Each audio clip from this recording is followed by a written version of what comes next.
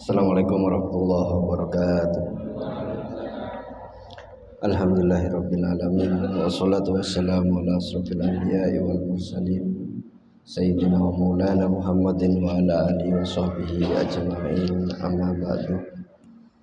Yang saya hormati bapak-bapak, ibu-ibu yang dirahmati oleh Allah, pertama-tama marilah kita panjatkan puji syukur kita kepada Allah Subhanahu wa taala yang telah mengumpulkan kita di majelis zikir ini. Mudah-mudahan perkumpulan kita hari ini dicatat sebagai ibadah oleh Allah Subhanahu wa taala dan diberi rahmat, diberi pengampunan, sehingga kemudian suatu saat kita akan dikumpulkan di surganya Allah Subhanahu wa taala. Kedua kalinya salawat dan salam semoga tetap tercurahkan pada junjungan kita Nabi Muhammad sallallahu alaihi wasallam yang kita harapkan syafaat-syafaatnya, baik syafaat dalam kehidupan dunia ini, lebih-lebih syafaat di kehidupan akhirat nanti. Dan mudah-mudahan yang ada di majelis ini semuanya mendapatkan syafaatnya baginda Nabi besar Muhammad sallallahu alaihi wasallam, sehingga kemudian di dalam lindungan Allah, maghfirahnya Allah, dan berada dalam keselamatan baik di dalam dunia maupun di akhirat nanti. Bapak-bapak, ibu-ibu yang dirahmati oleh Allah, alhamdulillah kita sudah memasuki hikmah yang nomor 50. Sebelum kita masuk pada hikmah yang 50, marilah kita baca surah Al-Fatihah yang dikhususkan pada muallif kitab Imam Ibnu Athaillah As-Sakandari. Mudah-mudahan apa yang ditulis oleh beliau dijadikan sebagai ibadah dan diberi pahala oleh Allah Subhanahu wa taala, dan kita yang mempelajari mendapatkan barokahnya dari kitab hikam ini, sehingga kemudian kita bisa mendekatkan diri kepada Allah Subhanahu wa taala dalam setiap hari dan setiap waktu. Ala hadina wa ala kulli niyatin shalihah. Al-Fatihah.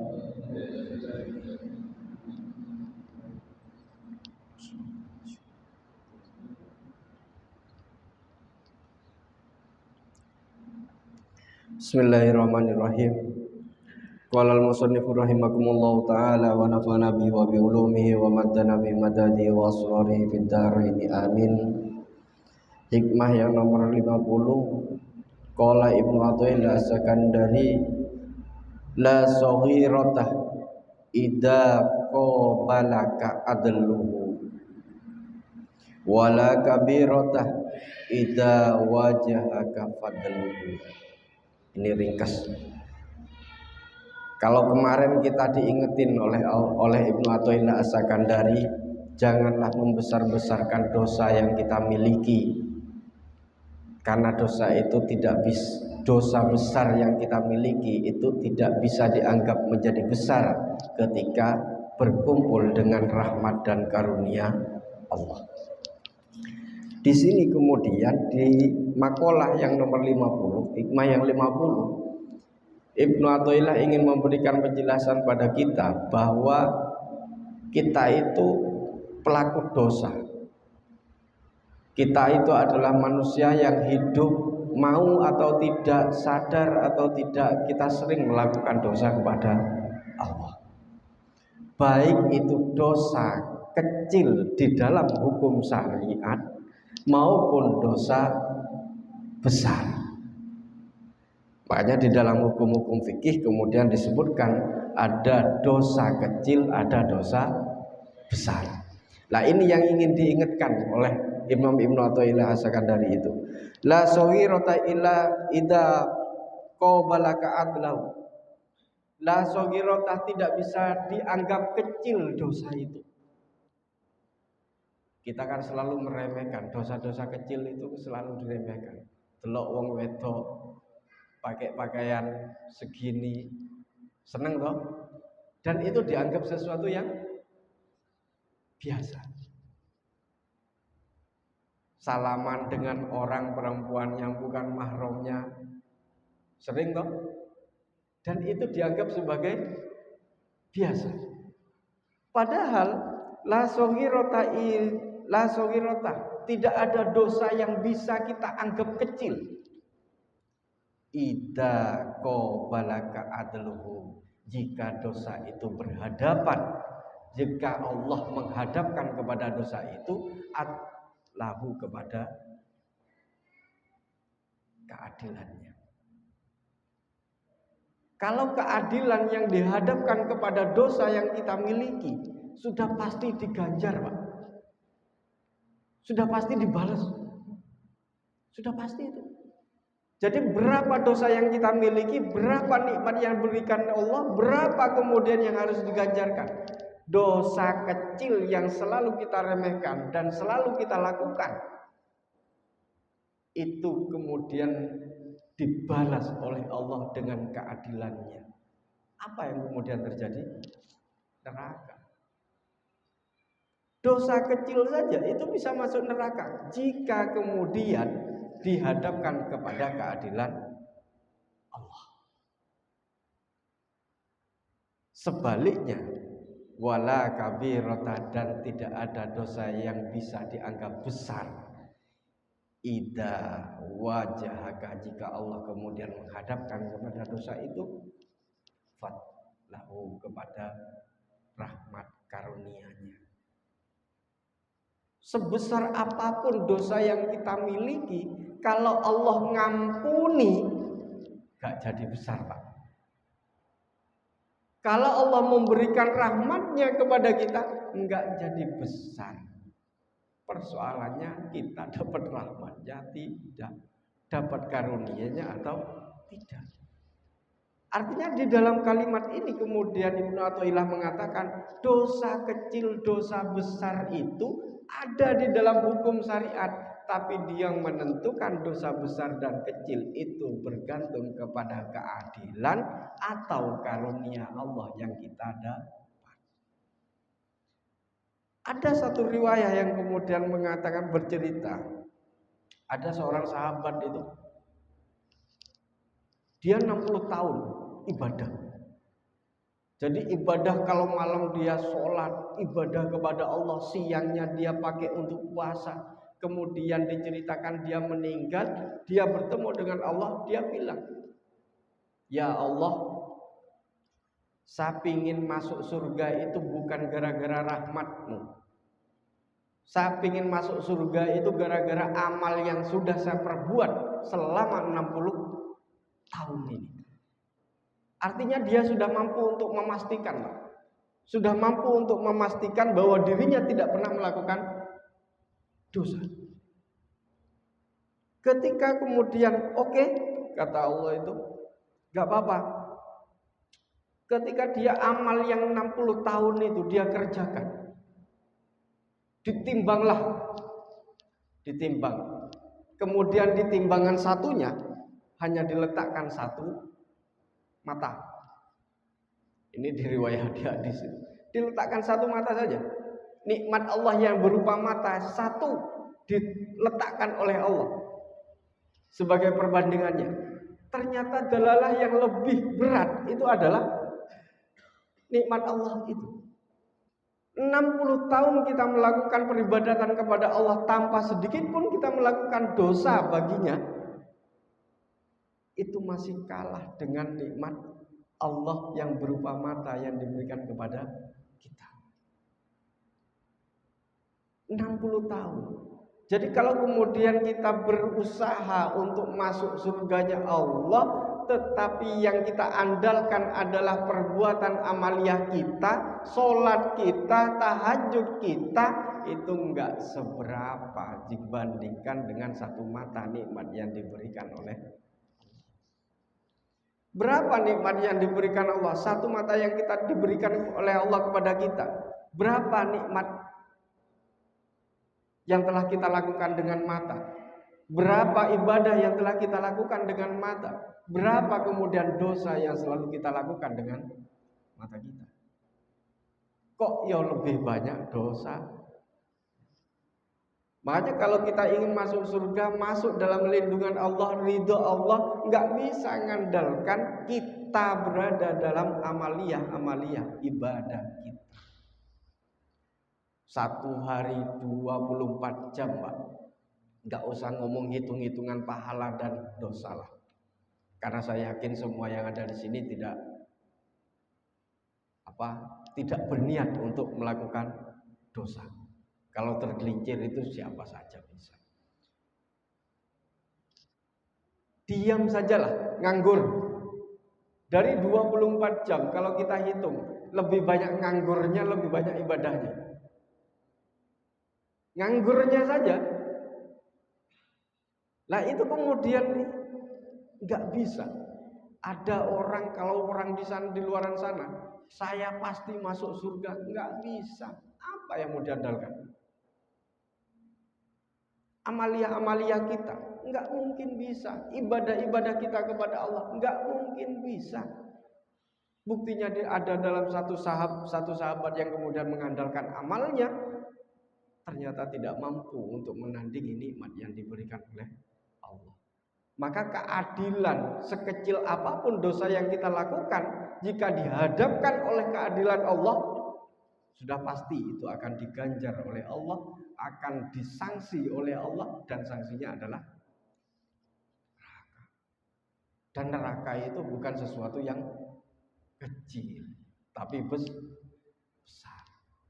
Makanya di dalam kitab Ibnu Athaillah itu yang menentukan besar dan tidaknya dosa itu apakah kita berhadapan dengan keadilannya Allah atau kita berhadapan dengan karunia-Nya Allah. Ya tidak salah kalau kemudian di dalam hukum syariat kita mengenal ada kabair, kita mengenal dosa-dosa besar, kita mengenal dosa-dosa kecil. Kalau dosa kecil saja yang kita lakukan, kita dihadapkan dengan keadilan Allah sudah pasti masuk neraka. Apalagi dosa besar, Pak. Sudah pasti. Itu kalau kita keadilan Allah. Wala kabirata idza wajhaka fadlu. Jika kemudian seluruh dosa yang kita miliki itu dihadapkan oleh karunia Allah, rahmatnya Allah, ampunan Allah, maka sebesar apapun dosa kita itu pasti nggak ada apa-apanya dibandingkan karunia Allah. Makanya di dalam satu riwayat kemudian disebutkan ada seorang manusia, sahabat itu, dia adalah manusia yang berlumuran dosa. Kemudian oleh Allah itu dibuka 99 catatan bagi dirinya. 99 catatan itu, satu catatan itu sepanjang dia memandang itu adalah tulisan dosa. 99, Pak, catatannya.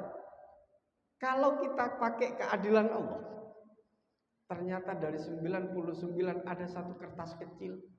Satu kertas kecil itu adalah lafaz la asyhadu alla ilaha illallah wa asyhadu anna muhammadar rasulullah. Setelah 99 itu ditimbang dengan kalimat ini, ternyata lebih berat. Asyhadu an la ilaha illallah wa asyhadu anna muhammadar rasulullah. Logika kita kalau kita hadapkan 99 kita melakukan dosa besar hanya dengan kalimat la ilaha illallah, asyhadu an la ilaha illallah wa asyhadu anna muhammadar rasulullah. Kalau kita hadapkan dengan keadilan Allah, pasti masuk surga, masuk neraka. Pasti masuk neraka. Enggak ada ceritanya orang setiap hari berlumuran dosa, kemudian setelah mati dia masih masuk surga. Enggak bisa. Itu kalau keadilan Allah. Tapi kan Allah enggak berbicara pada wilayah keadilannya ketika memasukkan orang ke dalam surganya Allah. Bicara tentang apa? Rahmat, karunia, dan pengampunannya. Maka semua manusia di alam semesta jika masuk surga bukan gara-gara amalnya, tapi itu gara-gara rahmat dan ampunan Allah. Makanya tidak ada dosa sekalipun 99 kehidupan kita itu berlumur dosa. Tapi kalau kita hadapkan kepada karunia Allah, Allah kemudian mengampuni dan memberikan rahmatnya kepada kita, sudah pasti kita akan masuk surga. Karena pemilik surga dan neraka adalah Allah, bukan diri kita. Makanya kalau di luar sana banyak orang yang mengaku sudah pasti masuk surga dan lain sebagainya, nggak bisa. Makanya kalau kita melihat orang yang sekarang pun jelek seumpama, tidak bisa kemudian kita memvonis bahwa orang itu masuk neraka. Pun juga ketika kita melihat orang yang baik, tidak bisa kita memvonis bahwa orang itu masuk surga. Karena surga dan neraka bukan persoalan amal ibadah kita, tapi itu adalah persoalan rahmat dan karunia Allah kepada kita. Makanya di dalam sarahnya kemudian disebutkan aila sawirata fin min dambika min dunubika bal kulluha kabair idza qabalaka adluhu ta'ala. Jika semua dosa yang kita miliki, dosa-dosa itu di dalam hikmah ini enggak ada dosa kecil, semuanya adalah dosa besar. Kita mandang cewek tiap hari terus menerus pasti dosa besar. Ngerasani bendino itu ya pasti dosa besar kalau diampuni oleh Allah. Tapi kalau kemudian dihadapkan dengan keadilan Allah, sudah pasti itu akan disanksi dan sanksinya adalah neraka. Makanya ini yang kemudian diingatkan oleh Imam Ibnu Athaillah As-Sakandari. Janganlah meremehkan dosa-dosa kecil sehingga kemudian kita selalu melakukannya. Karena sekecil apapun dosa yang kita lakukan, kalau dihadapkan kepada keadilan Allah, sudah pasti kita akan masuk neraka, itu pasti. Makanya di sini fa'in sifatul adl dhaharat ala man abghadahu Allah taala. Karena sifat keadilan Allah, dosa yang berhadapan dengan keadilan Allah itu karena Allah itu marah kepada kita. Marah kepada kita. Allah marah kepada kita karena kita selalu melakukan dosa, maka kemudian Allah memberikan keadilannya untuk menimbang mana yang baik dan mana yang tidak baik. Kalau ditimbang sudah pasti masuk neraka. Lah mudah-mudahan yang ada di majelis ini bukanlah orang yang bertemu dengan keadilan Allah, tapi orang yang selalu bertemu dengan karunia dan ampunan Allah. Karena nggak bisa kalau kita mengandalkan amalia-amalia kita. Senajan kita selalu bertaubat, selalu berusaha ibadah kepada Allah, mengandalkan itu nggak bisa. Lah otoritasnya berada di Allah itu.